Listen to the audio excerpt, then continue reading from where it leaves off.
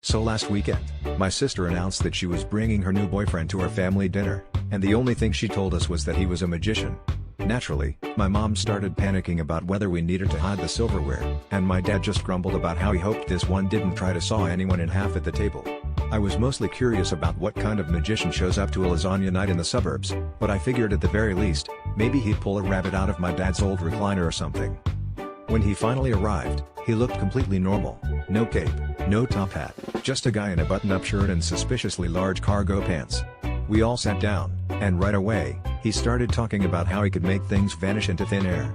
My little cousin asked if he could make her broccoli disappear, and he winked and said, "Just wait and see." The rest of us kind of rolled our eyes, expecting some cheesy card trick or maybe a coin behind the ear, but instead, he just kept piling food onto his plate like he hadn't eaten since the last lunar eclipse. As the night went on, every time someone went to reach for something, meatballs, breadsticks, even the good Parmesan cheese, it was gone. My mom kept whispering about how she was sure she'd made enough for leftovers, yet somehow, the serving dishes were emptier than my hopes of ever fitting into my high school jeans.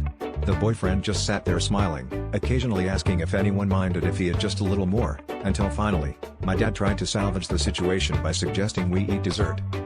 But even when my mom brought out her famous chocolate cake, the guy managed to magically claim the last 3 slices before anyone else could blink. As we stared at the empty plates in disbelief, my sister just grinned and said, "Told you he was a magician." I guess she was right. He was the first person I'd ever seen who could make an entire dinner disappear without leaving a single crumb behind. Turns out, the only trick he ever perfected was the classic vanishing leftovers act.